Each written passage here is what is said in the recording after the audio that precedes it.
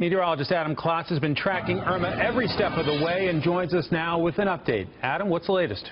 Hey there, guys. We're now tracking Irma as it is entirely, that's right, entirely over land. This is the path. You can kind of see it right there moving across Fort Myers, now up just south of Tampa. There is our tight circulation, all of it over land. That's beginning to slow it down just a little bit. We are forecasting this to drop down to a Category 1 storm here in the next couple of hours, and these winds just continue to back off and back off and back off. You can tell we're trending that direction, which is good news for all of these folks. The other concern out there, even with this backing down, we still have our tornado threat in place. Everything you're looking at here in these red polygons, that is a tornado watch. It's going to be in place throughout the entire overnight hours. Now, the most active area here has been right along the east coast. Even though the brunt of the winds have been here on the west coast, the tornadic activity has been firing up here on the east coast. And actually, that area right now is a tornado-warned storm. I think that's Brevard County. But we've got these bands that just have been bringing in very strong winds, twisting it up. And that's when you get these short-lived, generally, tornadoes running up on shore. Will continue to do so throughout the entire overnight hours, just staying on the front right side of this storm as we continue to track its way up the the western coast here of Florida. Pay attention, and I'll actually step out of the way. This is our hour-by-hour future cast.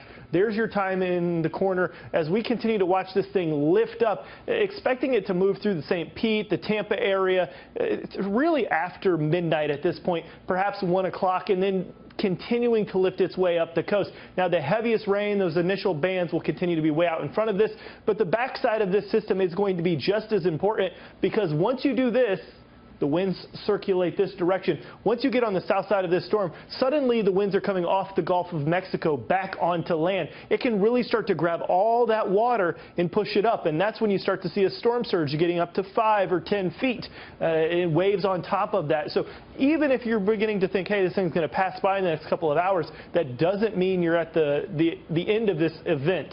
Other concerns going to be the winds, which we've been talking about, but they're not just isolated to the west coast. Everything you're looking at here in this red area, that is a hurricane force wind. Everything in the orange around it, that is a hurricane force gust. So you'll at least briefly see those winds. That covers the entire state. You're looking at cities like Orlando, Gainesville, up towards Jacksonville, all areas where you're getting this wind and you're getting these gusts. That's going to lift all the way across the state, and by tomorrow evening, folks in Atlanta, North Georgia, are going to be seeing these very strong winds up to 50, perhaps gusting up to 60 miles an hour. So there's still a lot to deal with. So no surprise here, the entire state still under this hurricane warning for now. And even portions of South Georgia, hurricane warning, and then it becomes a tropical storm warning. But that's running you up into Atlanta and even bumping up against the North Georgia mountains. So large area, continuing to have to be watching this one, guys.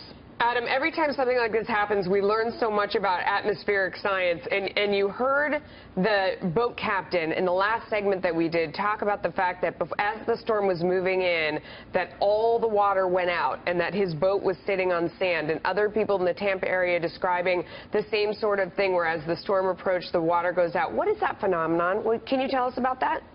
It's scary. I've seen some photos that are even mind-blowing to me. Some in the Bahamas where the sea is just seems like it completely left. The storm surge that we're talking about, that 5 to 10 feet, it has to come from somewhere. And most of that's coming from other places along the coast. So if there's 10 feet of water outside your door, there's someone else missing that 10 feet of water. Of course, we got a lot of moisture up in the clouds as well, raining it down. So it all comes from somewhere. And yeah, some of these images have been really kind of mind-blowing to see how much water is pulled away and then moved to different portions.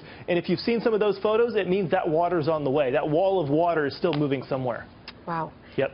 Thank you for that, Adam. Appreciate it.